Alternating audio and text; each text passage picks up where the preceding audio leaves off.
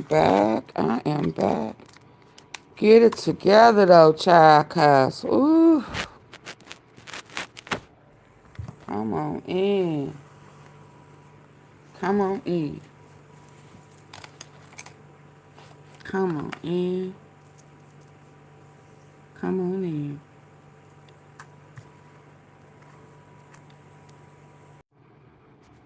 I don't know what I did, but we back. We back. Are y'all ready? I'm gonna play a little of his speech the other day, so I know y'all back up in here. Oh, he was good yesterday, wasn't he? Ooh, that file. Frustrated with inflation and high gas prices and the difficulty of affording a home, and they were worried about their children's futures. Now, he was funny to me. 9 months later, you got to ask yourself, has any of that gotten better? No. You've been lying to us every day. Is the economy working better for you? No. Because it sure has gotten better for Trump and his family. Sure have. Since he's been in office, the family crypto business and other ventures have made hundreds of millions of dollars and getting investment from foreign nationals and rich folks looking to stay in the president's good graces. Yep. The economy has been really good for some of Trump's billionaire friends. Somebody say what? For some finance bros and well-connected corporations who've seen their tax bill go down and don't have to worry about all those pesky regulators anymore. But for ordinary families, for you, your neighbors, your friends, costs have not gone down. Come on, y'all. Partly because of Trump's shambolic tariff policy. Young people, they're not having an easier time. Young people trying to get a start in life are having a tougher time than ever finding a job. Entry-level hiring is down 16% from last year. Hundreds of thousands of federal employees have lost their jobs to pay for those billionaire tax cuts. We're talking about people who dedicated their lives to public service and helped make this country work. Meanwhile, the government is shut down. Hey, Alicia Little here, and I'm excited to announce that the... Hey, y'all, come on in so we can get to the topic at hand. Did that just go off that quick? Come on in. Come on in. We can talk about the topic at hand.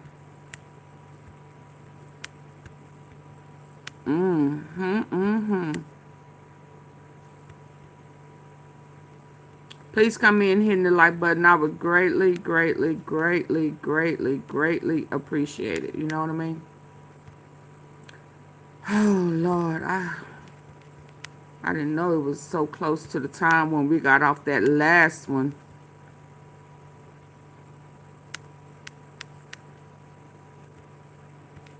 But I'm hitting it back to back. Come on, come on, come on, come on, yeah. Come on, come on, come on, come on, yeah.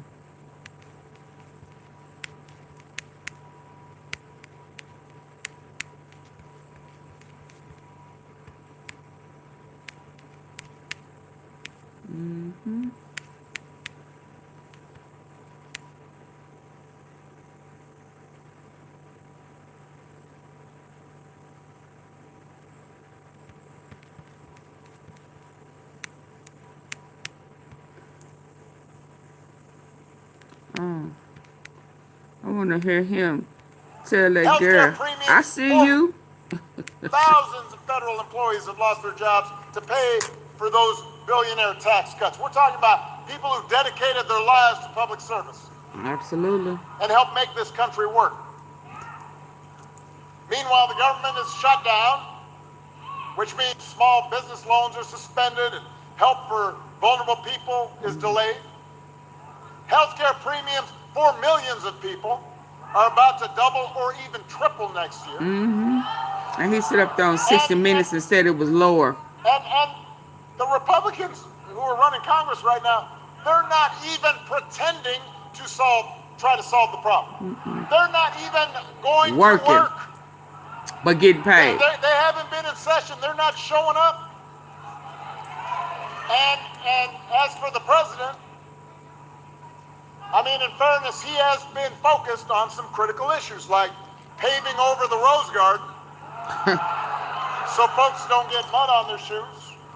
Oh, wow. And building a $300 million ballroom. Whoa! Do not boo! Vote. And anyway, I don't know why y'all complaining. If you can't afford to visit the doctor, don't worry. He'll save you a dance. And if you don't get an invitation to the next White House shindig, you can always watch the festivities on Trump's live feed on Truth Social. Oh, Lord. Has anybody even went over there? There is absolutely no evidence that Republican policies have made life better for the people in New Jersey. They've devoted enormous energy to entrenching themselves in power, punishing their enemies, enriching their friends, silencing their critics. They put on a big show of deporting people and targeting transgender folks. They never miss a chance to scapegoat minorities and blame DEI for every problem under the sun. Let's go. You got a flat tire? Must be DEI. Your wife kicked you out? DEI. Right? Who knew?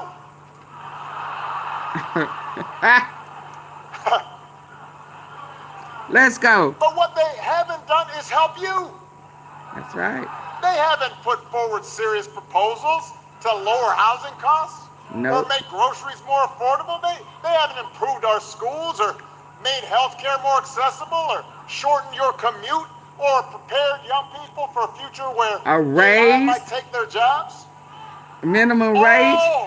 All the nonsense that we see on the news every day. The over-the-top rhetoric, the fabricated conspiracies, the weird videos of a U.S. president with a crown on his head, flying a fighter jet and dumping poop on American citizens. Go figure. Vote. No.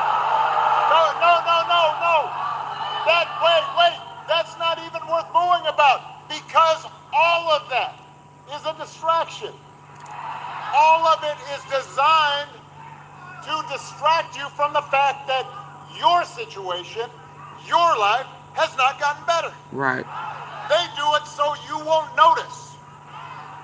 So you won't ask about the Epstein files. They're helping the wealthiest, most powerful people in the country consolidate more wealth and more power. Your bills are still going up. You're waiting longer at airports because there aren't enough air traffic controllers. The program that helps your kid with special needs just got gutted. They are hoping you don't notice that. Just got gutted. But the good news. Come on. Good news. Is there something you can do about it, New Jersey? Right here.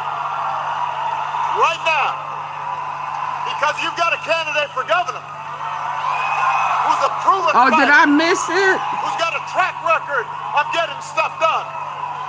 Somebody who sees you and knows your struggles and will work for you every single day. New Jersey, it's time to point America in a better direction. Yeah, I wanted to hear him tell that girl, I see you. You cute. Kennedy curse? I got a wife. Here's the thing, New Jersey. It's not as if we did not are loyal to the Constitution than they are to him. Oh, yeah. No, don't boo. Don't boo. Don't boo. He's deployed the National Guard in American cities and claimed to be stopping crime waves that don't actually exist. We got masked ICE agents pulling in unmarked vans and grabbing people off the streets, Absolutely. including U.S. citizens. Don't boo. Don't boo. Grabbing them on the suspicion that they don't look like real Americans. We've got Health and Human Services Secretary who opposes proven science and then peddles quack medicine. Peddles We've got a what? top White House aide who calls Democrats, the whole Democratic Party, domestic extremists. And then we've got some poor labor economist who got fired for accurately reporting bad job numbers that Trump didn't like. Sad. It's like every day is Halloween. Except He was on a roll, wasn't he? Oh wow. What's the name? And here's the thing, New Jersey. It's not as if we did not see some of this coming. True that. I mean, I'll admit, it's worse than even I expected, but I did warn y'all. I did. And you know what? Donald Trump warned you too. He told you what he was like and how he was going to act. But the fact is, the truth is, right here in New Jersey and all across the country, there were plenty of people who voted for Trump and the Republicans anyway. Mm-hmm. Not because I hope they don't make that mistake. The right to free speech or because they wanted to see our public health systems torn down, but because they were understandably frustrated with inflation and high gas prices and the difficulty of affording a home, and they were worried about their children's futures.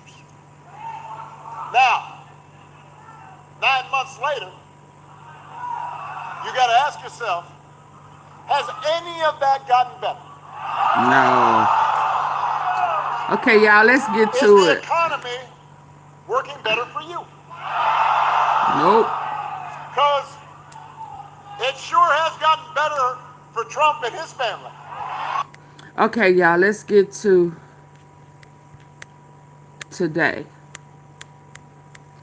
Yeah, let's get to today. I was wanting to run just straight on into where he was talking to an old girl. I see you. I see you. Yeah, you cute. Oh, I hollered. Y'all do know that, right?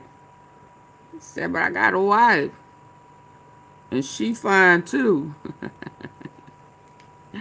Shout out to Obama. Let's hear what he got to say. He was kind of alarmed today. Is falling apart. Oh, Lord. Excuse me, what's your Yeah, secret for sounding he professional? was funny English the isn't your other first day, but language. he's Oh, serious no today. question. So how does it help? So English isn't my first language, but I use it for Not playing. Hello, everybody. I want to talk about something I saw today, something that frankly stopped me in my tracks. I saw a video of the president. He was making some comments, joking. Some folks are saying about running for a third term as vice president. He said it would be too cute. Now, I know what a lot of people will say. They'll say, Barack, it's just a joke. Hello, everybody. I want to talk about something I saw today, something that frankly stopped me in my tracks. I saw a video of the president. He was making some comments, joking. Some folks are saying about running for a third term as vice president. He said it would be too cute. Now I know what a lot of people will say. They'll say, Barack, it's just a joke. Lighten up. It's just words. I really do. In our private lives, a joke is just a joke. But the presidency is different. The person holding that Hey, office, Timothy, we any still trying to person be represents relevant. the entire nation. And when Oh, we you're the appreciate president of the him. United States, your words, they Yeah, have weight. we need They him echo around right the now, world. Timothy. They signal to our children what we value. We need a They sound signal voice. We to don't our have that allies in the and to White our House adversaries what our intentions are. They at can move all. markets, they can start wars, and they can also chip away at our foundations, chip away at the very. They signal to our allies and to our adversaries what our intentions are. They can move markets, they can start wars, and they can also chip away at our foundations, chip away at the very things that hold this great experiment together. I'm talking about our norms, our traditions, our respect for the rule of law. And at the very top of that list is the Constitution. The Constitution isn't just a piece of paper. It is the covenant that binds us all together. It's the foundation of our democracy. And it is very, very clear about presidential terms. The 22nd Amendment wasn't written as a suggestion. It was written by a generation that had seen the rise of authoritarians. And they put it there to protect our republic. So when I hear anyone, especially a president, even joking about finding a cute way around it, it's not funny to me. It's not a small thing. It's a test. It's pushing on a boundary just to see if it will bend. And this is why I need to talk to you today. This is why I'm here, because I believe this conversation is essential. And I know that we live in an age of distraction. I know there are people who will try to stop this conversation. They will do anything to change the subject. They will try to tear down the message by attacking the messenger. They will look for any reason at all to dismiss the words I am saying. They will try to get you to focus on how I'm speaking or where I'm speaking instead of what I'm speaking about. But I am Facts. asking you to do what you've always done. I'm asking you to listen, to focus on the ideas, to focus on the substance, because the truth, the core truth of what's happening in our country, that is what matters. The words I am sharing with you today, they come from a place of deep and abiding love for this nation. And I am asking you to ask yourself if you are concerned too, if you believe, like I do, that our country is worth protecting, that our Constitution is worth defending, then you will not let those distractions win. You will not let cynicism pull you away from the truth. This isn't just one video. This is the start of a serious, ongoing discussion about who we are and who we want to be. And I need to know that you are in it with me. So before we go one step further, I need you. Experience the irresistible crunch of our golden fish crisps. Y'all More please addictive double than chips tap, or spicy hit corn the like snacks. button for me. Made from Our independent judiciary is attacked as political. Just a moment. All right, now let's get back to it. Because this joke, this comment about a third term, it doesn't happen in a vacuum. This isn't about one offhand comment. It's about a pattern. It's about a steady, consistent testing of the guardrails of our democracy. Think about it. We've seen it, haven't we? We see it when our independent judiciary is attacked as political or unfair just for doing its job. We see it when the free press, a pillar of our democracy, is called the enemy of the people. We see it when the dedicated public servants in our intelligence agencies or our Justice Department are accused of treason simply for speaking inconvenient truths. We see it when the very legitimacy of our elections, the bedrock of our entire system, is questioned without evidence over and over again, just to sow doubt and anger. Each one of these things by itself might seem small to some. Some might dismiss it as just politics. He's just fighting back. That's just how the game is played now. But when you add them up, piece by piece, comment by comment, what are you left with? You are left with a house where the foundations are cracked.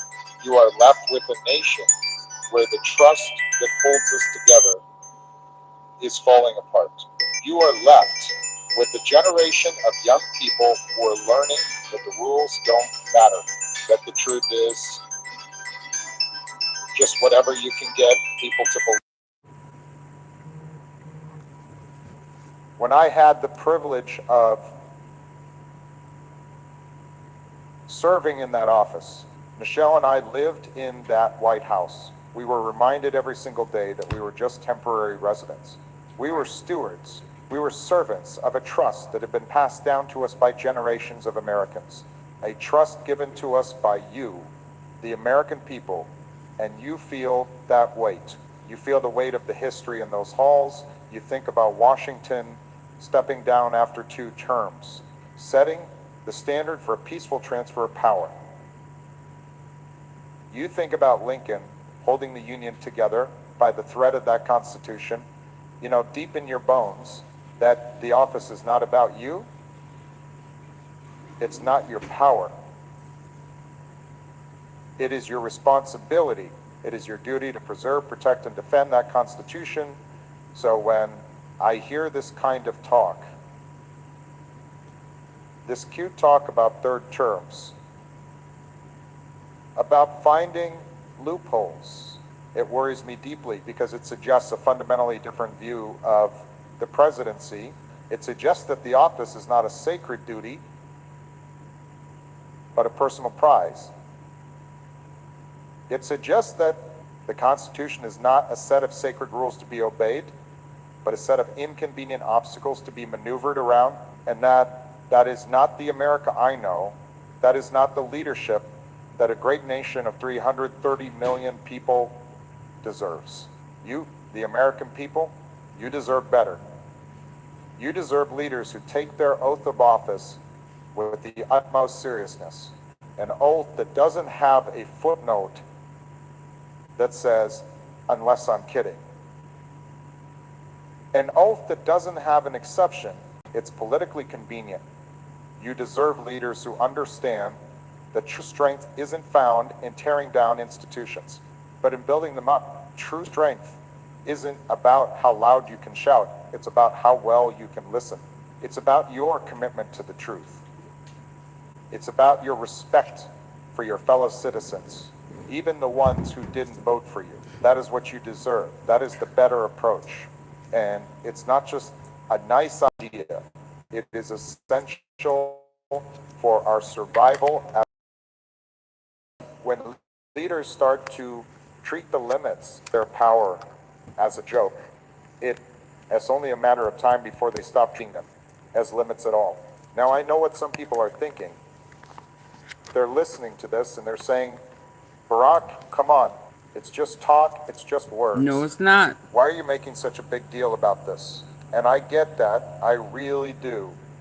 In a healthy democracy, in a normal time, a silly joke is just a silly joke.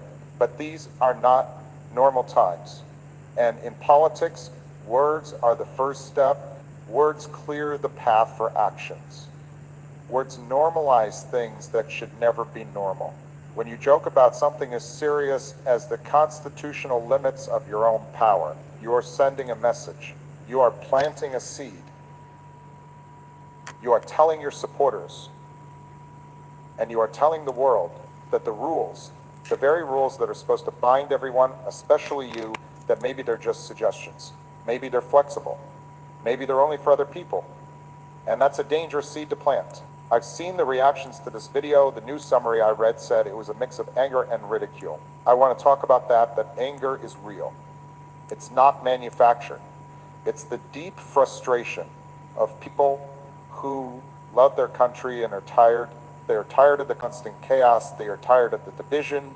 They are tired of waking up every single morning and having to check what new line was crossed while they were sleeping. Ridicule is real too, but it's Absolutely. not a happy ridicule. It's the sad, embarrassed laugh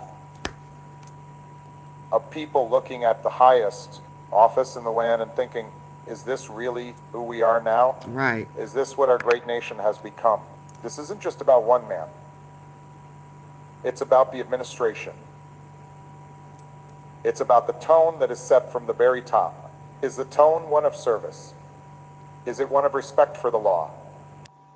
Is it one of trying to bring people together? Or is it one of constant battle? A tone of us versus them says loyalty to one person is more important than loyalty to the Constitution. Because when that's the signal you send day after day, year after year, it has an effect. It trickles down. It gives permission to others to break the rules, to cut Facts. corners, to treat their fellow citizens with disrespect. It poisons the well.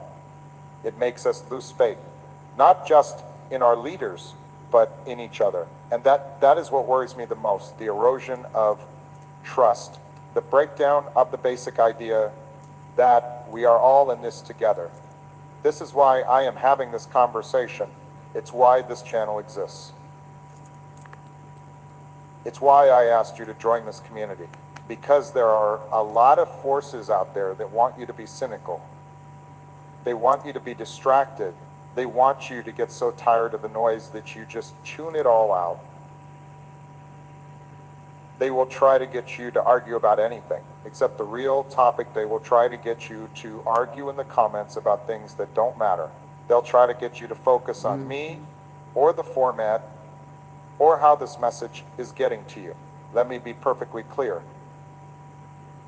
So you applied for a new job and you got the interview. Now you gotta nail it. ADOLPH Acrobat AI Assistant can act as a practice partner so These are my thoughts. This is my message. This is my concern for the country I love. Do not let anyone distract you from the substance of what we are talking about. Anyone who tries to derail this conversation, you have to ask yourself a simple question. Why? Why are they so afraid of us just talking about this? Thank Why you, are they so Happy afraid of the truth? They are afraid because they know that if we do talk, Dad if we say do you find kiss our the common best. Thank you. voice, we will remember that we do deserve better and we will demand it. So what is this better approach I keep talking about? What does it actually look like? It's not complicated. It's not some new secret political theory. It's simple. It's about returning to the basic values that have guided this nation at its best. It's about remembering who we are first. It's about humility. It's about leaders who understand that they don't have all the answers. It's about having the confidence to listen to people who know more than you do, to listen to scientists, to listen to doctors, to listen to generals, to listen to public servants who have spent their lives working on these hard problems. It's about having the strength to admit when you are wrong, and then having the character to fix it. A leader who jokes about staying in power forever, who talks about being allowed to do things the Constitution forbids. That is not the language of humility. That is the language of arrogance. And arrogance has no place in the people's house. The second thing is service. It's the simple, powerful idea that the presidency is not about you. It is not about your poll numbers. It's not about your brand. It's not about your rallies. It is about the American people. It's about waking up every single day and asking, how can I make life a little bit better for the people I serve, for the single mom trying to pay the bills, for the student trying to get an education, for the veteran who needs care, for the family that just wants a little bit of security. It's about the work. It's about the job. It's not about the show. When the focus shifts from serving the public to serving yourself, you get a culture that sees laws and norms as inconveniences, not as sacred duties. And finally, a better approach is about the truth, just telling the truth. even when it's hard. Especially when it's hard, it's about having enough respect for the American people to give them the facts straight. Not to spin them, not to hide them, not to call them fake news when they are inconvenient for you. Imagine just for a second what our country would feel like if we could all trust, truly trust, that the words coming from our leaders, imagine how much of the anger and the division would just melt away, because we would be arguing about the same set of facts. We would be arguing about the best way to solve our problems, not arguing about whether the problems are even real. This third term comment, this joke, it matters because it cuts against all three of those values. It is not humble. It is not about service. Oh, he And it definitely does not not humble. respect the truth of our Constitution. It treats the very foundation of our republic as a punchline. I have always had, and I will always have, a deep and abiding faith in the wisdom of the American people. I know you are smart. I know you see what is happening. My only goal here is to help cut through the noise and to remind you of what we stand for, to remind you that you are right to be angry and you are right to feel that this is not what our politics should be, because we deserve so much better. So let's dig deeper into this. Let's talk about the culture this creates, because this isn't just about one event or one video clip. It is about the steady dripping faucet of cynicism that is leaking into our national life. When the most powerful person in the world jokes about finding a cute way to stay in power, what message does that send to everyone else? What does it say to a local official deciding whether to bend a zoning rule for the friend? What does it say to a business leader trying to decide whether to cut a corner on a safety regulation? What does it say to a student in a classroom wondering if the rules really matter, or if it's just about who you know and what you can get away with? It says that the rules are for other people. It says that integrity is for fools. It says that the only thing that matters is winning, and it doesn't matter how you do it. This is the corrosion of trust. This is the breakdown of the invisible bonds that hold a society together.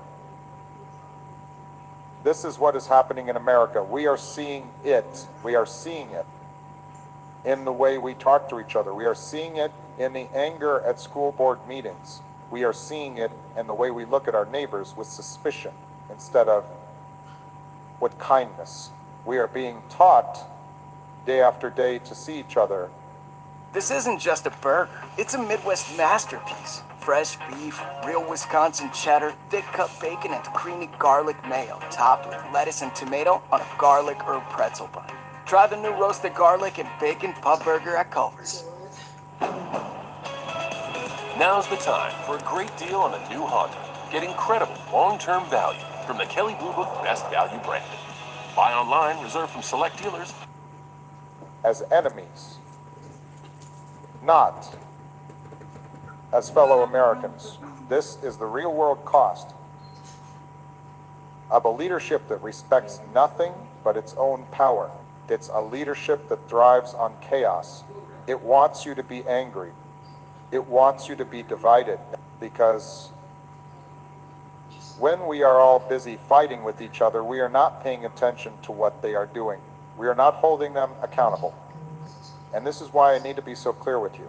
You will see people, you will see them in the comment section right under this video, and they will try to distract you. They will try to tell you that this conversation is the problem. They will try to find any small, silly reason to get you to ignore the main point. They will try to tell you that these words, these ideas, this very message is fake or not real. They will try to get you to argue about how I am speaking. Rather than what I am saying, let me ask you, why would they do that? Why would someone try hard to stop a conversation about truth? Why would they try so hard to discredit a call for humility and service and respect for our Constitution?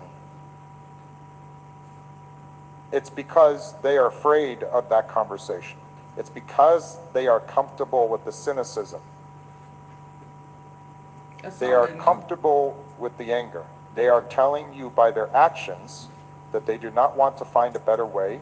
They are telling you that they are perfectly happy with the way things are. They are telling you that they do not believe you deserve better. When you see those comments, I want you to see them for what they are. An act of desperation, best effort of those who cannot win on the facts. So they try to attack the messenger or the very method of the message. Do not let them. Do not let them derail the truth. The substance of what we are discussing is what Y'all matters. please get out the and truth that our vote country is hurting, that is what matters. tomorrow.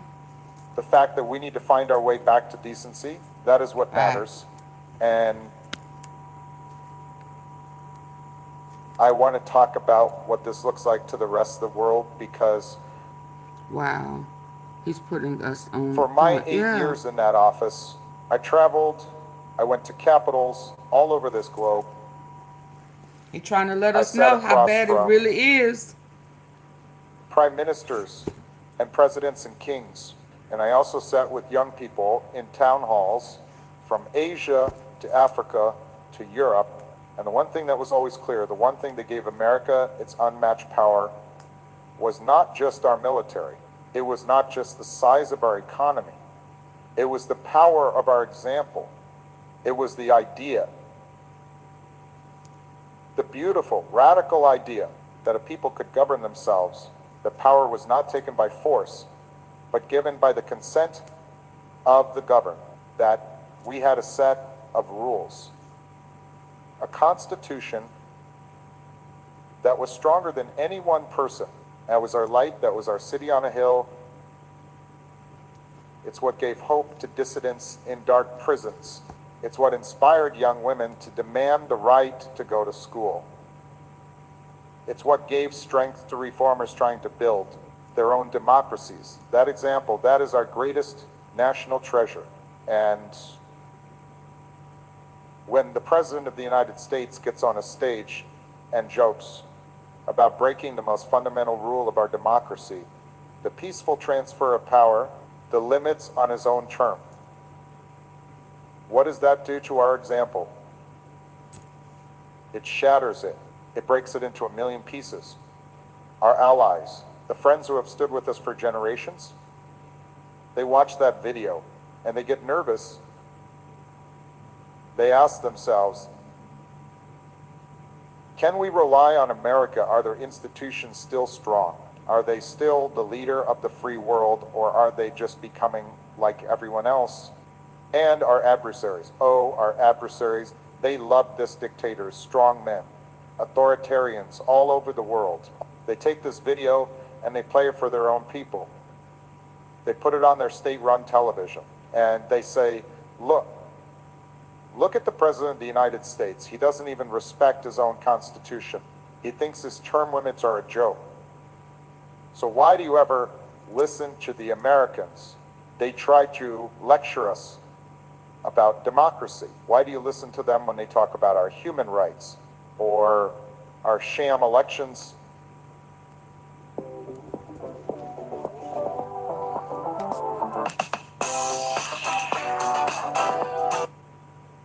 It is all a lie. They are no better than we are. We are handing them their greatest propaganda victory. We are doing their work for them. We are actively, publicly undermining our own moral authority. We are telling the world that our values are just words we use when it's convenient. This is what is happening. This is the damage that is being done day after day. This isn't just politics. This is our national security. This is our standing in the world. And the American people, you deserve so much better. You deserve a leader who understands that their words echo across oceans. You deserve a leader who wakes up every day thinking about how to build up the idea of America, not how to tear it down piece by piece for a laugh. Michelle and I, we used to talk about this all the time when we were in the White House. We knew that we weren't just parents to our own two girls, in a way.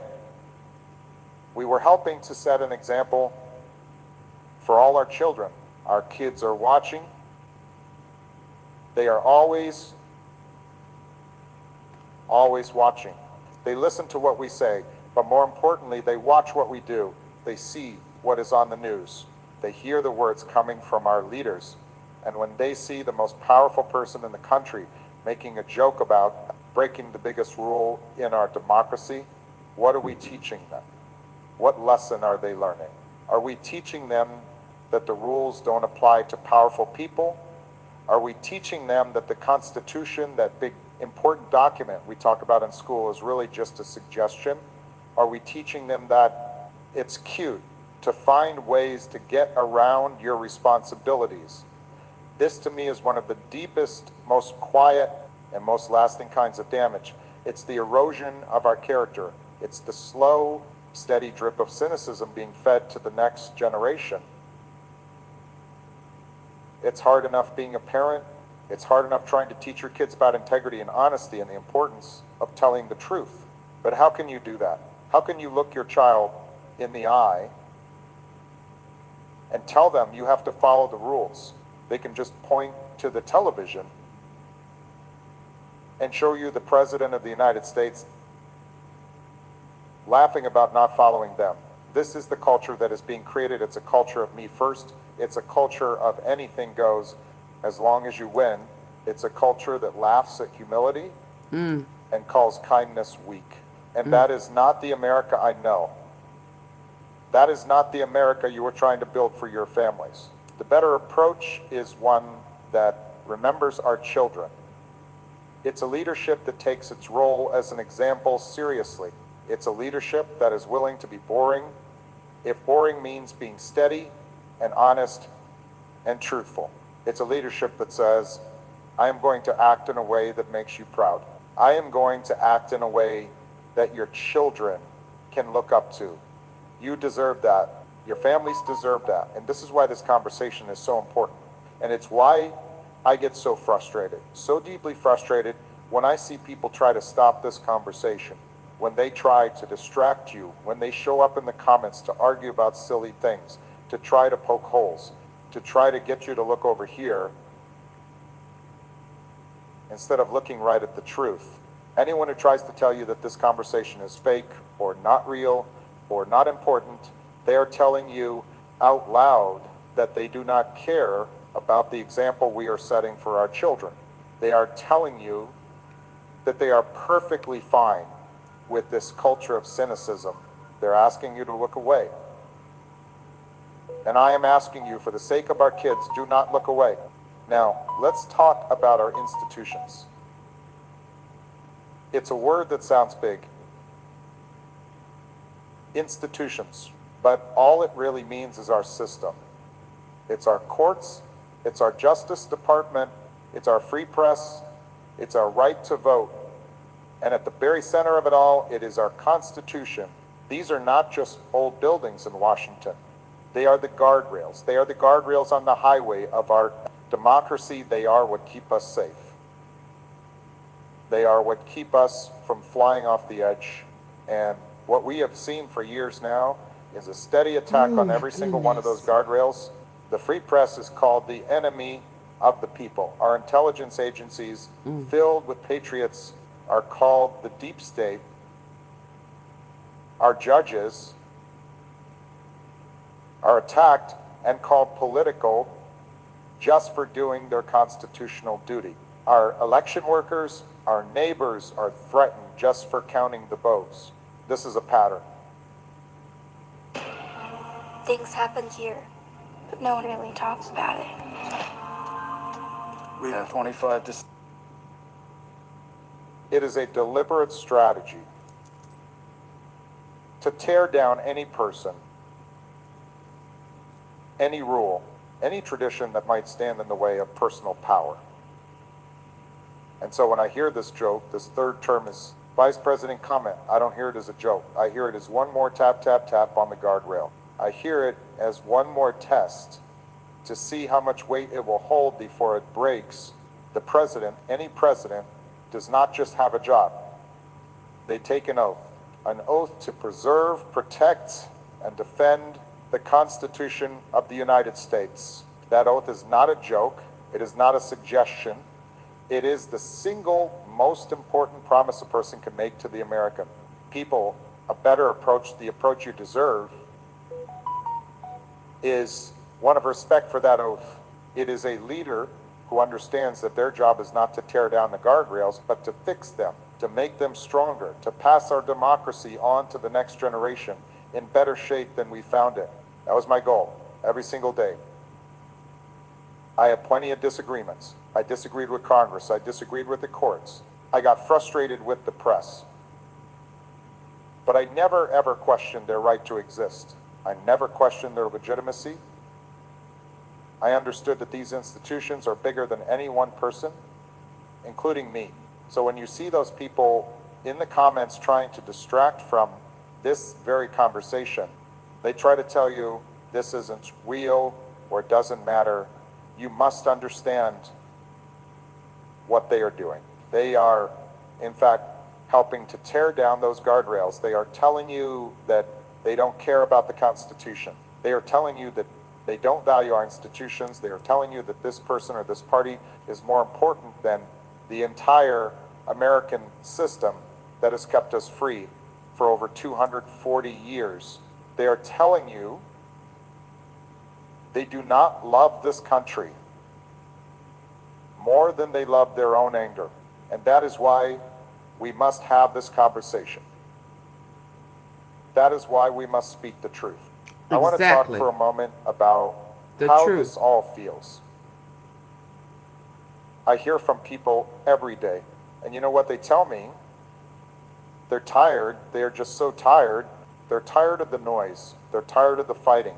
They're tired of waking up and having the first thing they hear on the news be some new crazy thing that makes them angry or scared or just confused.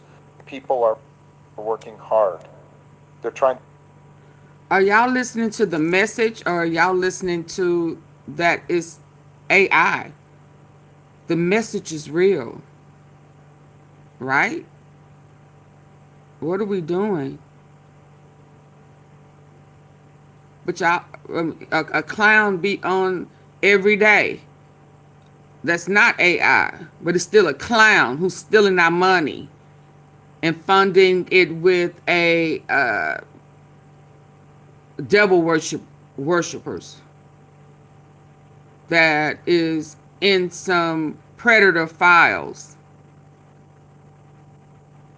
who is assisting other countries and not assisting the country that money he is using to help others. I mean, what are we doing, soulfully, son? Does it matter? Because if it matters to you that it's AI, but the message is real, then I'll go ahead and let me remove you. Come back another day when you worried about what really matters. Okay? Bye. Y'all say bye to soulfully, son. Who's the other person that was being rude and disrespectful? Let me go ahead and Avery. Let me get you out of here as well. Yeah. We listening to the message. Hey, Mysterious. To take care of their kids. They're trying to pay their bills. They're trying to be good neighbors. They just want a little peace. They want to feel like the ground underneath them is solid. But instead, what they get day after day is chaos. What they get is a new emergency, Sarcasm. a new fight, Yeah. a new person I'm to not be mad interested. at. And I want to tell you something. That is not an accident. That is a strategy. Thank you. Some people thrive on chaos. They want you to be tired. They want you to be overwhelmed. They want you to get so numb and so cynical that you just turn it all off. Because when you turn it all off, when you stop paying attention, when you say they're all the same, it doesn't matter. That is when you lose your power. That is when the guardrails get torn down without anyone even noticing. That is when people can get away with anything. This joke about a third term as vice president, it's part of that. It's one more log on the fire of chaos. It's one more thing to make you shake your head and say, I can't even keep up anymore. It's designed to wear you out, a better approach, the leadership you deserve, is not about creating chaos. It is about creating clarity. It's about being steady. It's about being reliable. The presidency shouldn't be a reality show.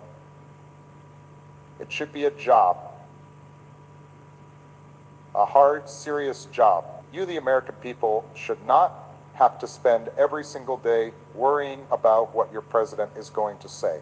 Do next. You deserve a leadership that is focused on you, on your life, on your family, on your future, not on their own headlines, not on their own power. And that is why we must have this conversation. And that is why there are people who will try to stop this conversation. They like the chaos, they benefit from the chaos, and they will come here, right here, and try to create more chaos. They will try to get you to argue about anything but the main idea. They will tell you this message is fake. They will tell you it's not real. They will try to make you focus on how I am talking instead of what I am saying. Exactly. They are doing that because they want you Are you to be listening, tired. President Barack Obama? Because that's exactly what Soulfully Slow was doing. Worrying about you, and if it's AI, who cares? Is the message true? At least he's not lying in front of us. He's trying to give us sound advice to let us know what's going on. But I see you came as a deflection, and therefore you have been removed. Goodbye. Carry on. Everyone's here for me! Shingles doesn't care, but Shingrix protects. Only Shingrix has proven over 90% Worried about the wrong thing. Exactly. They want you to give up. We cannot give up. The stakes are too high. We have to push through the noise and focus on the truth. This isn't about being a Democrat or a Republican. Absolutely. I truly believe that this is not about left versus right. This is about right versus wrong. Mm-hmm. It's about what we are as a country and what we want to be. Can you say that? Can every you corner of this say nation, that again, talking sir? instead of what I am saying. They are doing that because they want you to be tired. They want you to give up. We cannot give up. The stakes are too high. We have to push through the noise and focus on the truth. This isn't about being a Democrat or a Republican. I truly believe that this is not about left versus right. This is about right versus wrong. It's about what we are as a country and what we want to be. I've traveled to every corner of this nation. I have met people in red states and blue states. And what I found everywhere I went is that we have so much more in common Can y'all than double? what divides us. People, by and large, are good. People are. Can y'all double tap the face of your screen for me and get the likes up? I would greatly appreciate it.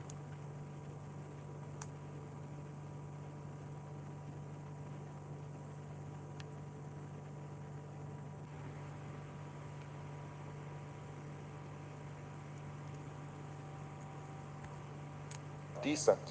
People want to believe in something. They want to be proud of their country. They want to feel like we are all part of something bigger than ourselves. This anger, this division, this is not who we are. It is something that is being done to us. It is being fed to us every single day by people who get rich or get powerful by tearing us apart. They pit neighbor against neighbor, they pit race against race, they pit Right. city against country, and we are all getting weaker because of it. This third term comment, it's a symptom of that disease. It's the result of a politics that is no longer about we, the people. It has become about me. It's become about one person's interests, one person's ego, one person's power, and the rest of us and all our traditions and our Constitution are just supposed to get out of the way. The Right. better approach is to remember who we are. It's to remember our shared values: honesty, decency, hard work, respect for others, looking out for our neighbors. It's a leadership that doesn't just talk about those values, but lives them. It's a leadership that tries to lower the temperature not raise it. A leadership that understands that you can be strong without being cruel, that you can be a patriot without hating the person who disagrees with you. This is the truth. This is the simple, plain truth. And because it is the truth, it is powerful. And some people are terrified of that power. They're terrified of us remembering our common decency, so they will try with all their might to tear this message down. They will attack it. They will say it's fake. They will say it's artificial. They are trying to make you doubt your own common sense. They are trying to make you doubt your own love for this country. Do not let them. Anyone who tries to get you to focus on the messenger instead of the message, anyone who tries to get you to argue about the source instead of the truth, they are telling you plain as day that they are afraid of the truth. You deserve better than their games. You deserve the truth. I want to be very clear with you about why I am doing this, why I am speaking to you right now like this. It is not because I miss the spotlight. It's not because I want to get back into politics. I am a private citizen. I am happy. I am blessed to be able to work on my foundation, to build a new generation of leaders, to spend time with Michelle and my girls. I have no interest in rejoining the political fight every day, but I am and will always be a citizen of this country. You're right, we miss a country I love, and I am a former president, and that means that I have insight. Come on, let's go. Only a few other people understand the true weight. Come on. I know what it feels like to take Come on, what you finna say, sir? If they opened it up, what are you finna say with that smile? Come on. Let's go. No, go back. Come on. And that means that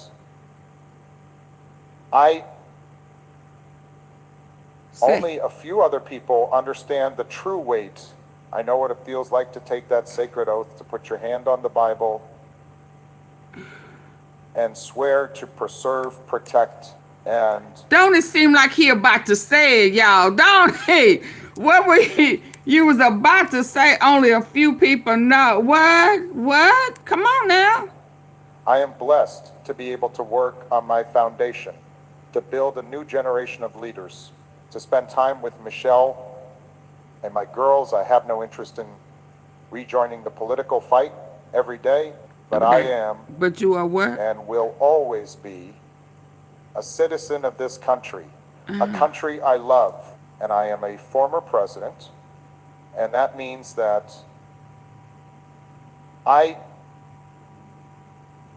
only a few other people understand the true weight. I know what it feels like to take that sacred oath, to put your hand on the Bible and swear to preserve, protect, and defend the Constitution. And because I know that, because I know what that oath means, it gives me a deep and lasting pain to see that oath and that office and that Constitution treated like a joke, treated as something cute, treated as something to be gotten around. This isn't just a political disagreement. This is a sickness. It's a sickness of cynicism. It is a sickness that says nothing matters, that the truth is not real, that our rules are only for the weak, that our shared history is worthless. The better approach is to remember that our democracy is a precious, fragile thing. It is not guaranteed. It was given to us by generations before us who bled and marched and died for it. And it is our job to be good stewards, to protect it, to cherish it, and to pass it on whole and healthy to our children. That is the truth. And because I am speaking this truth, I absolutely know what will happen. There will be people who come here to this very video and they will do anything to stop you from listening. They will try to find any excuse, any silly, desperate excuse to tell you that these words are not real. They will try to tell you that this message, this honest talk from me to you is artificial or generated or fake, think about that. Think about how desperate that is. They cannot argue with the idea. The idea that our Constitution is sacred. They cannot argue with the fact that we deserve better. So instead, they attack the method. They try to make you doubt your own ears. They want you to focus on the screen instead of the soul of this nation. When you see someone do that, you need to understand that is the cry of someone who is terrified of the truth. They're so in love with the chaos, so comfortable with the cynicism, that they will try to convince you that a simple, honest conversation about our country is a trick. They are telling you in plain sight that they do not want you to hear the truth. As a director of finance, I'm managing 15 and 20 contracts a month. With Acrobat AI Assistant, they do not want you to love this country enough to care. Do not let them silence this conversation. So it is okay to be angry. It is okay to be frustrated. That anger you feel when you see a video like this, that is not a bad thing. That anger is a sign that you are paying attention. It is a sign that your conscience is alive. It is a sign that you know deep in your gut that this is not normal, that this is not right, and that you and your family and your country deserve better. But anger cannot be the end of the story. Anger by itself just burns you out. It turns into cynicism. It turns into despair. And that is what the people who thrive on chaos want you to feel. They want you to be so tired and so angry that you just give up. We cannot let that happen. We have to take that anger, that righteous frustration, and we have to channel it. We have to turn it into something productive. We have to turn it into action. We have to turn it into hope. Now, hope is not magic. Hope is not sitting on the sidelines and wishing for things to get better. Hope is hard work. Hope is what I saw in the faces of young organizers. Hope is what I saw in the determination of people marching for justice. Hope is the hard, unglamorous, essential work of citizenship. So what does that work look like? It's simple.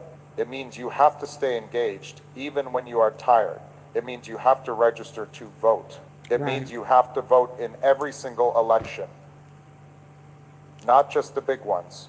It means you have to talk to your friends, your family, your neighbors, not by shouting at them, not by sending them an angry message, but by asking them questions, by listening, by saying, did you see that video? Does that worry you too? Don't you think we deserve a leadership that respects our country more than this? This is how we fix this. We, the people, we are the better approach. You have all the power you always have. The people who make these jokes about third terms, they are betting that you are too divided, too distracted, and too tired to do anything about it. We have to prove them wrong.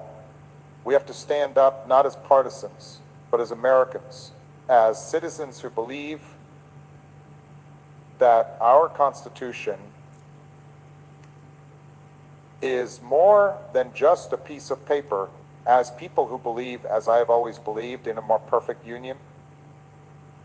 We have to be the hope. I've been talking a lot about hope and a lot about action, but I want to talk just for a minute about the alternative. What happens if we do nothing? What happens if we let the tiredness win? What happens if we see a video like this? We shake our heads, we get angry for a day, and then we just move on. Well, I can tell you what happens. The people who are testing the guardrails, they see that they see our silence, and they take it as permission. They take it as a green light. They think, oh, we got away with that one. We joked about a third term and the world didn't end.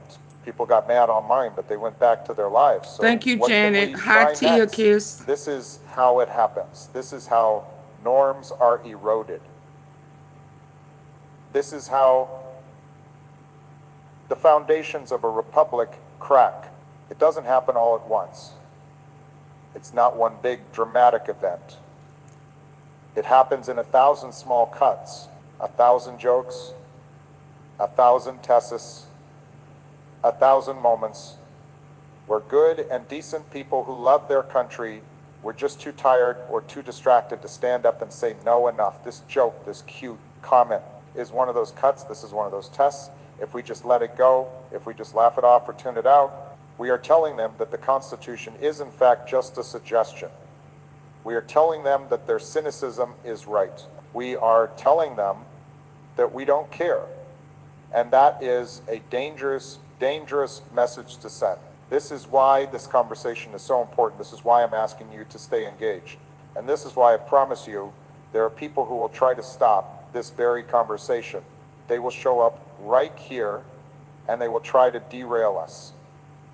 They will try to tell you that this simple, honest talk from me to you is not real, that it's artificial, that it's fake. Think about what that means. Think about what they're really telling you. They're telling you that they are so afraid of this message. The message of hope, the message of truth, the message of respecting our Constitution, that they will do anything to make you stop listening. They are telling you that they are so committed to the chaos, so comfortable in the anger, that they will try to make you doubt your own ears, your own common sense. When you see those comments, I don't want you to be angry. I want you to see them for what they are, an admission of defeat. It is the last desperate act of people who have no good arguments to make. They cannot defend the joke. They cannot defend the erosion of our norms, so they have to attack the conversation itself. They are telling you with their own actions that they do not want you to care about your country. Do not let them win. I do not want you to just be against things. It is easy to be against things. It's easy to be angry. It's easy to point at what is broken. I am asking you to be for something. I am asking you to remember what a better America looks like. I want you to be for an America where our politics is not a 24-hour shouting match. An America where we can disagree without calling each other enemies. An America where we can debate ideas, hard ideas, without questioning each other's love for our country. I want you to be for an America where our children can look at our leaders and see something to admire, where they learn that honesty and integrity and humility and service to others, that these are the things we value, that these are the things that make a person strong. I want you to be for an America where the Constitution is not a punchline, where the rule of law is not a suggestion, where the truth is not just whatever you can get away with, an America where our allies trust us and our adversaries respect us not because we are loud, but because we are steady and we are true to our word. This is not a dream. This is not some faraway, impossible goal. This is the America that is still in our hearts. This is the America that our parents and grandparents, great-grandparents fought. For we can be that nation again. But to be that nation, we have to be able to talk to each other. We have to be able to have honest, sober, serious conversations about the future of our country. And that is what the people who want to distract you are so afraid of. They will come here. They will try to tell you that it's not real, that it's all a trick. Why? Because they cannot argue with the vision I just laid out. They cannot tell you to your face that they don't want an America where we respect each other. They cannot tell you that they don't want leaders our children can look up to. They cannot tell you that they don't believe in the Constitution. So because they cannot attack the message, they have to attack the method. Tom Harris, why would I have to name one thing he did for black people? I didn't vote for him to do something for black people. I voted for him to do exactly what he did for all people. He's about equality. So What is your problem? Yeah. So you are one of the ones that he's talking about. Why would you come in here asking me to say one thing Obama did for blacks? You're simple. You are simple. Y'all say bye to torn ass Harris. Say bye to torn ass.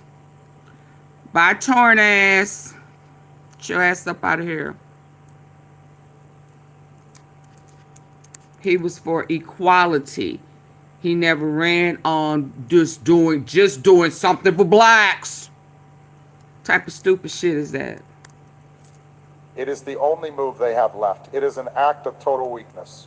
It is the proof that they have already lost the argument. They are telling you with their own words that they have no good ideas. They have no hope to offer. They have only doubt. We must offer something better. We must offer hope. We must offer our vision of the America we love and the America we know we can be. So we come to the end of our time together, but to the beginning of our work, we started this whole conversation. Just disappointed because of that one video, one he joke is about a better third term, and I truly Trump hope ever that after all could this, be. you see why. That's why he's a threat. America's founders built our government He's a upon threat. the separation of powers so that no. He was about It was equality. And he made it happen. He didn't rig it. He didn't have everybody handpicked so that he could have his way. He made it happen. And I am proud that he didn't go in and rig it just for black people. No, it's for equality. That was what integrity looks like. Integrity. And because you came over here without any, trying to divide, yeah. Cause your thug thieving demonic homie stealing, he ain't did nothing he promised he was gonna do. But you love him anyway. So you go kiss the horn of that goat he worship and get your ass from over here. Yeah. And like I said, I was hoping that he come on say it. But I know it's there. Cause he smiled and he grinned and he said only 2 people. And then he backed back. So go on and rig it for a 3rd term so he could shame your ass again. So he can shame you again. Okay? It's a joke. It's a symptom. It's a test. It's a sign of a He sickness was in our voted politics, a in sickness. twice, exactly. So it wasn't just a black thing.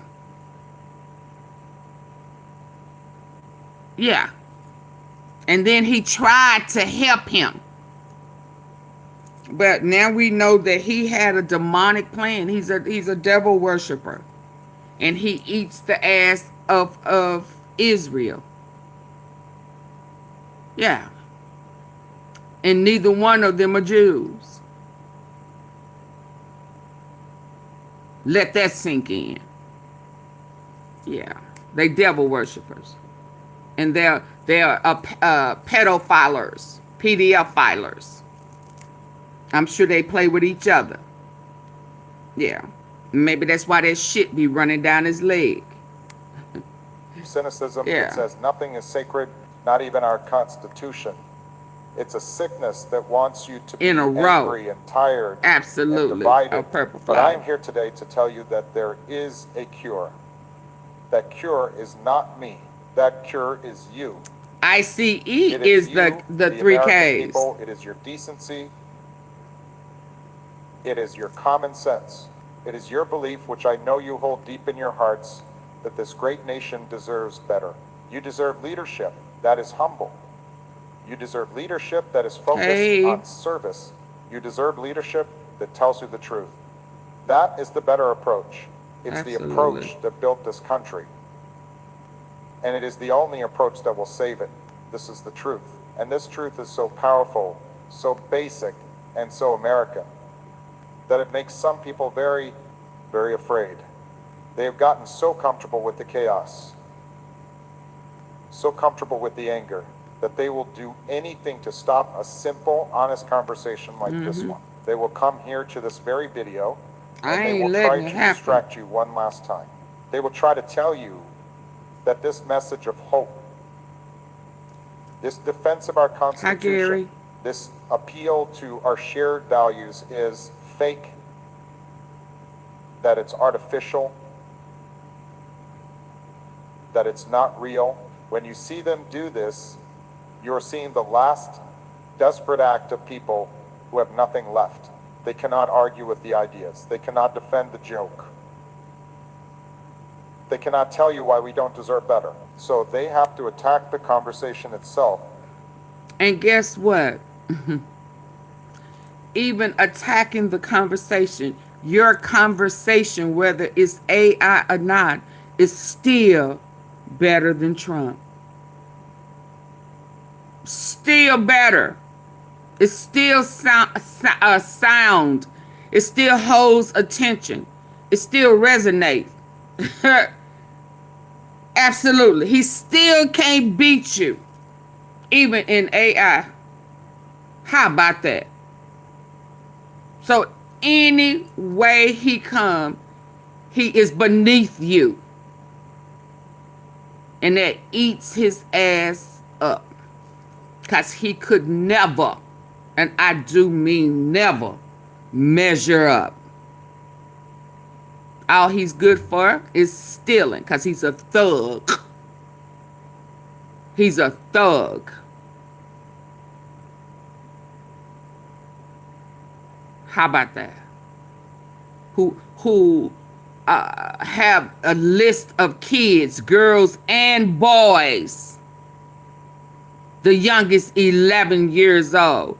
And you come over here thinking I'm going to let you make it? Hell to the no, no, no. Yeah. You pitiful. You pitiful. Y'all please get out and vote tomorrow. They are telling you with their own actions that they are terrified of the truth. They are telling you Absolutely. that they do not want you to believe in a better America.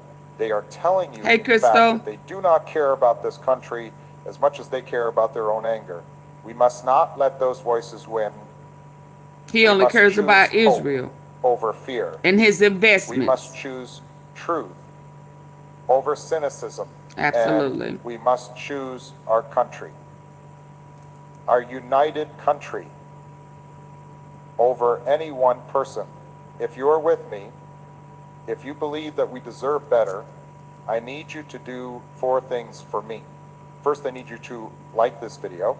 It is a simple click, but it sends a powerful message that you stand with this message of hope and truth. Hold on. Let me do it so y'all can see me do it. So hopefully you do it for me. Hit the like button. Okay. Second, I need you to comment, go to the comments section right now and tell me, what is your hope for America?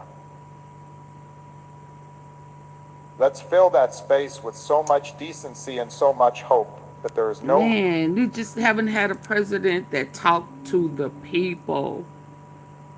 Engage the people. Not that mess. Not half-assed, not lying, not blaming. None of that. He is so reachable. He's so cool. He's so down to earth. Oh my God. We really need you. So you came close. Oh my God. I already know, boo-boo. If he try that, y'all, Barack gonna hop in there and shut him down. Play if you want to. play if you want to. Yeah, now, yeah, we want who gonna do for us all, not just one race. Yeah, we seeing right now he only doing something for pro-Israel. True black for the cynicism. Third, if you have not already, please subscribe to this channel. This conversation is not over. Our work is just beginning. And I need you to be a part of it. And finally, and this is the most important one, if you are truly serious about this, if you believe in this mission, I am asking you to click the join button. Become a member of this community. This is how we built this. This is how we show the world that we are not going to be silent and we are not going to give up. Okay, y'all. Whoo, thank y'all, Obama setting grounds for that loophole. Absolutely. He said they saying, okay, he just talking. He said, no, no, no. He ain't just talking. I'm taking it serious. He just don't have no respect for the Constitution of the United States. This man is just sick in the head. He don't care about nothing or nobody. Yeah. And I am so thankful that he is paying attention. So he will do what he need to do. Okay, y'all, I got another one set later. I got to get caught up on, yes, he is, y'all. What time is it? 8. I need to move the time up. Oh, my goodness. Y'all all right? I need to go eat. Go give me something to drink. And I will be back. Let me move it up since it's 8:40. I can move it up to 10. Ooh, y'all, please, please, please go vote. Can we promise that we're going to do that? We got to get out and vote. Make sure that you are voting. My sister did early voting and she couldn't. Yeah, I don't even want to talk about it because, yeah. Make sure that you have the right ticket when you vote. Make sure ain't no hanky-panky going on because you know they will try it. Good night. All right, Tia Kiss. And if they try anything, and I do mean anything, don't let them make you upset. You get upset, but you vote before you leave, and then you roll your eyes and walk on up out of there, because they looking for a reason. Okay? Okay, good people. I'll be back at 10.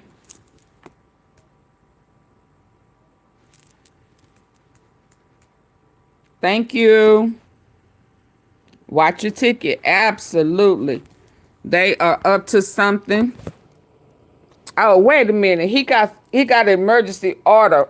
Oh, that's on that snaps. Hold on. I thought I saw he got some terrified by the early results. I know you are. He got an emergency order, Trump. Terrorists. Hold on. I thought I saw something.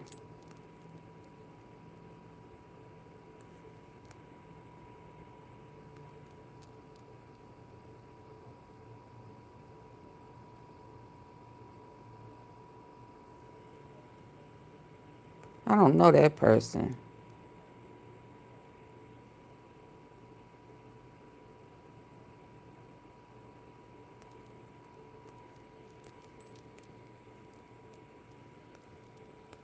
I thought I saw something.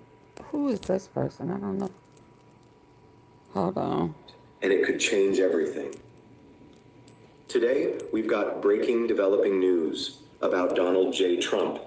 A federal judge has allegedly unsealed a verdict that's been locked away, and now Congress is up in arms demanding his immediate arrest. You'll Oh, want to that's watch not. this I don't entire believe that. video. I don't believe Hit that. like, drop a comment below with what you think will happen, and subscribe for more real-time updates.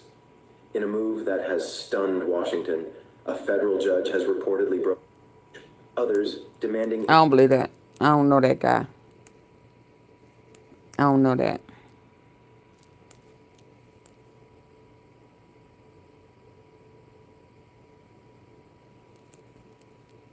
But so who is this person talking about he was kicked out? What's going on, y'all? Have y'all...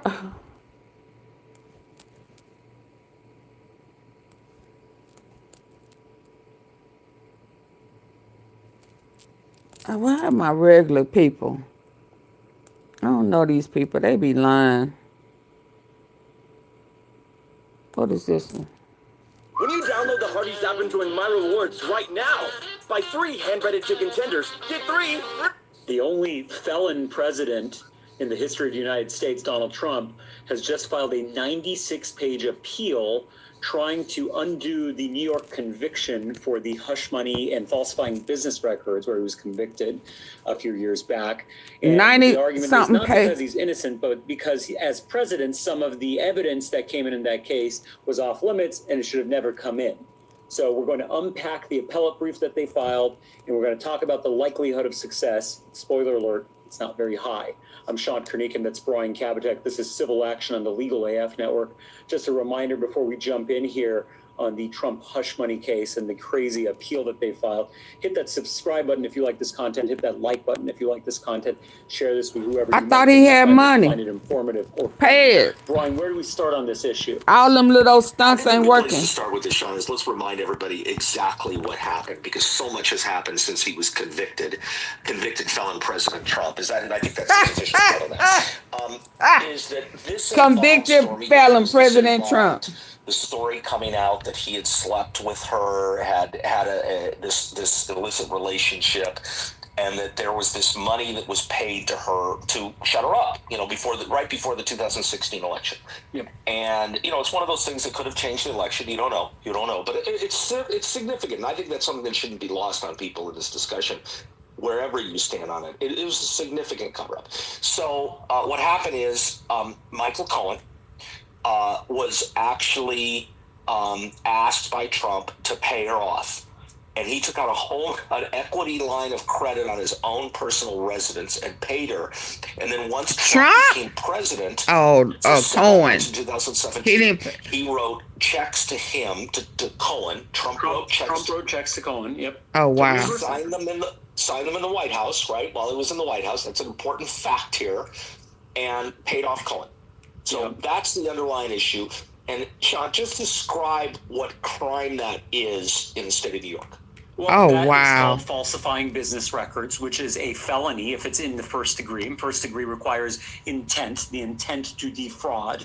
And the argument that the prosecutors were alleging here is that this was in the first degree. So there were 34 various felonies. I'm not going to go over every one of them, but basically it all arises out of and is tied to falsifying business records, because what the felon in chief did here, categorized those payments, those reimbursements to Michael Cohen as legal expenses. But we know they weren't legal expenses. He wasn't paying Michael Cohen for his services. He was reimbursing Michael Cohen for hush money that Michael Cohen borrowed himself and paid to Stormy Daniels' lawyers. And Trump was convicted of this. This was Trump's first criminal conviction, by the way. I can't believe we have to specify which one of the many lawsuits / criminal charges that have been brought against him this is. So this is the hush money felony criminal conviction. Yes, the President of the United States is a felon. A statement when I was growing up and taking civics in grade school, never thought I would have to say.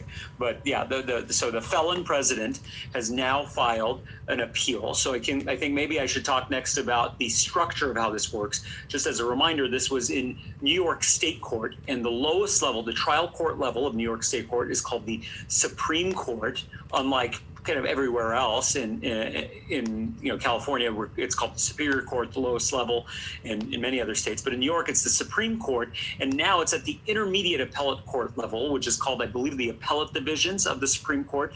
And we'll see how it's going to shake out there in the next stop on the way up is the Court of Appeals, which is New York State's term for their own Supreme Court, I guess, but they call it the Court of Appeals. That's the highest court for New York State cases. So that's where things are procedurally. And just the other day, Sullivan and Cromwell, Trump's lawyers here, filed a 95 or 96 page brief. And we're going to talk about some of the arguments here. Which argument should we start with, Brian?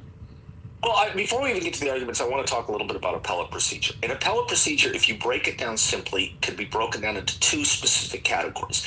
We're unhappy with the facts. We're unhappy with the application of the law. When you start attacking the facts in the appellate court, it's very, very difficult because that's where the jury makes specific findings. The jury concludes that these facts are true, these facts are not true, whatever it is. It's very difficult. So smart appellate lawyers, and Sullivan and Cromwell is a very, established law firm, big white shoe law firm, as we call in the legal world, is really going after the legal issues because they know that that's where, if they have any chance at all, and like you said, in your spoiler alert, the chances here are both slim and none that he's going to get anywhere with this appeal, at least in New York State.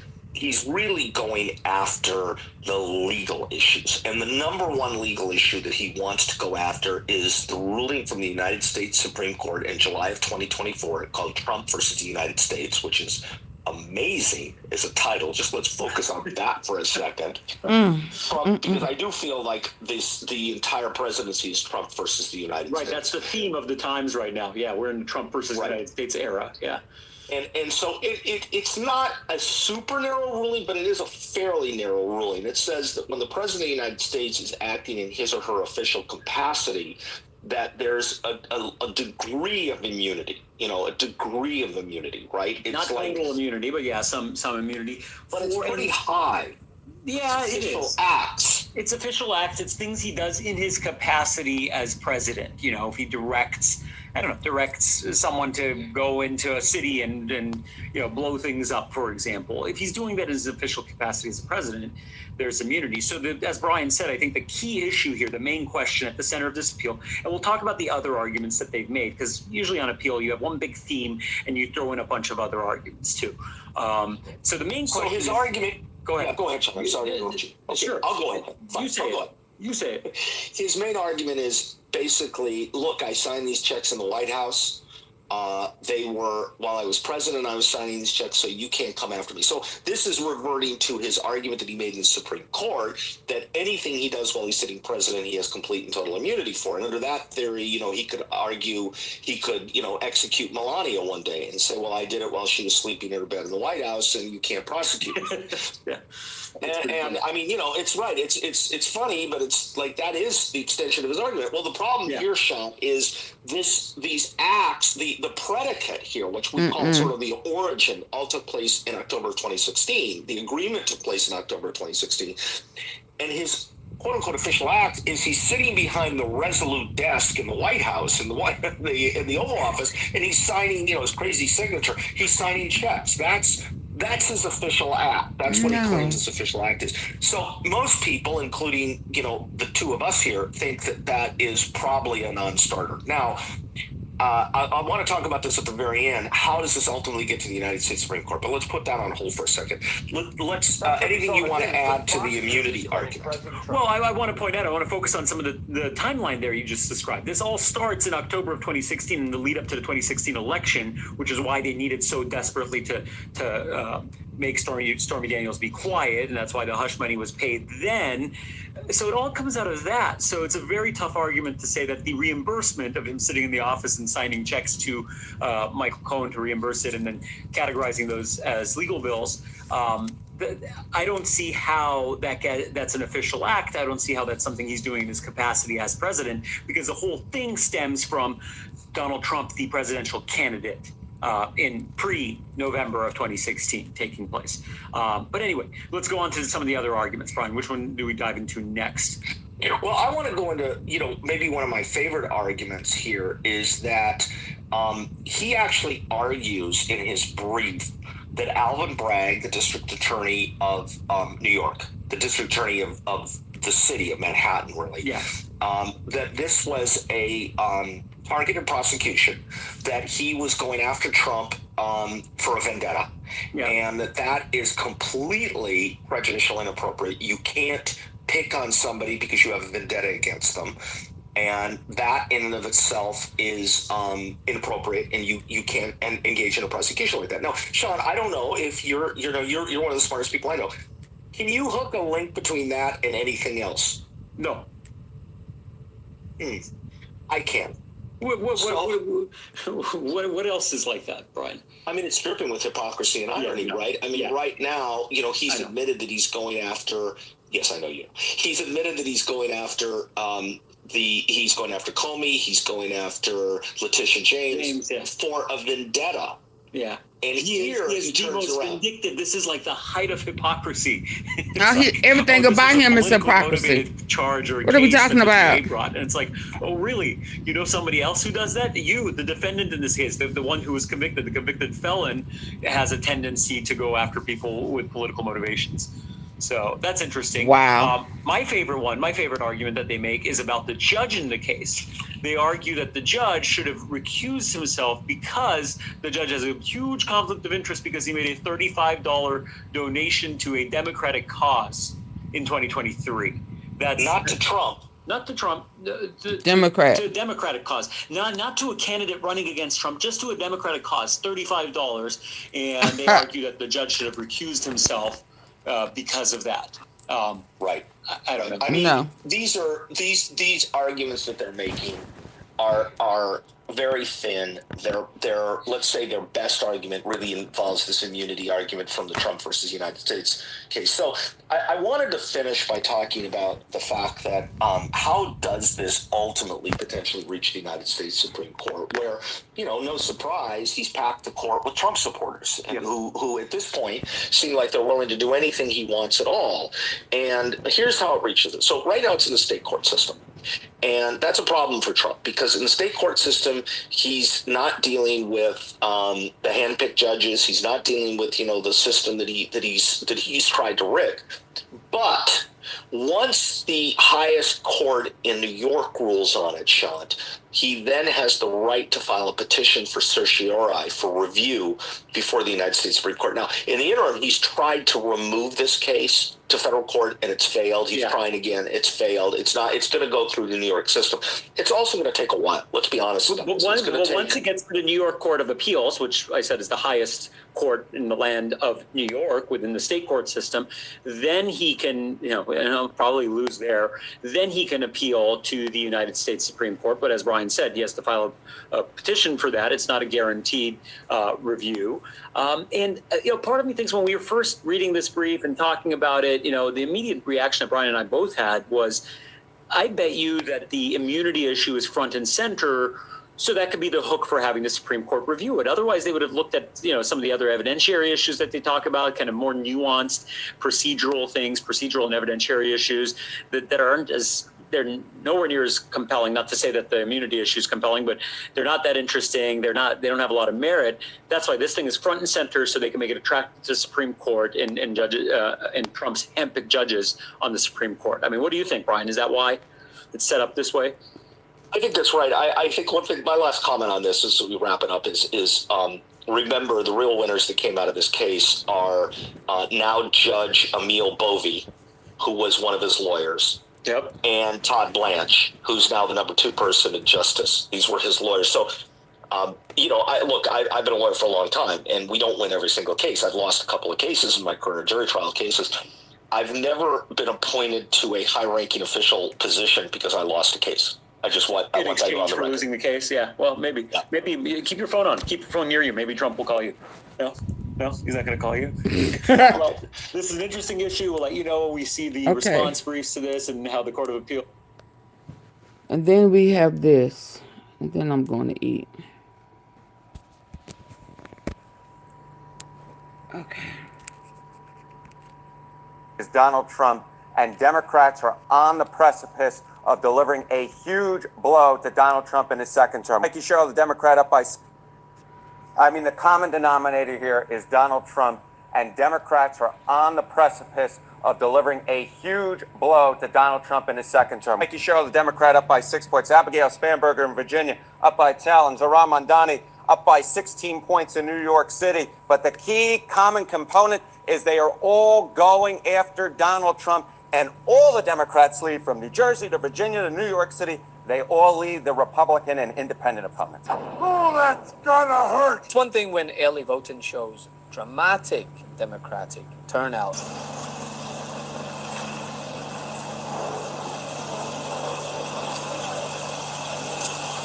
Right, Janet. He done gave all the money to Putin. That's why he's stealing.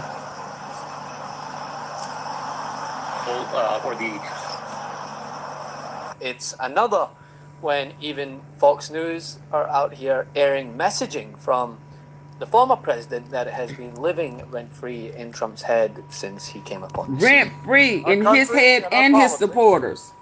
Are in a pretty dark place right now. It's hard to know where to start. Because every day, this White House offers up a fresh batch of lawlessness and recklessness and mean-spiritedness and just plain craziness.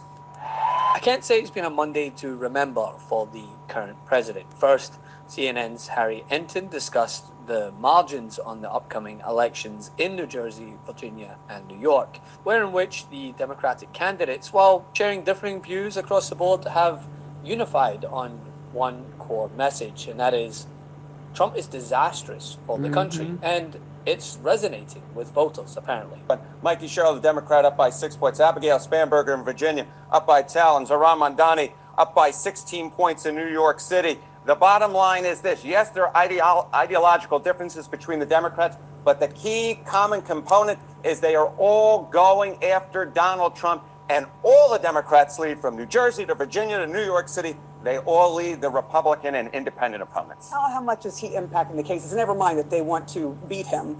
In their minds, it's sort of like, hey, this is to show you that we can beat you.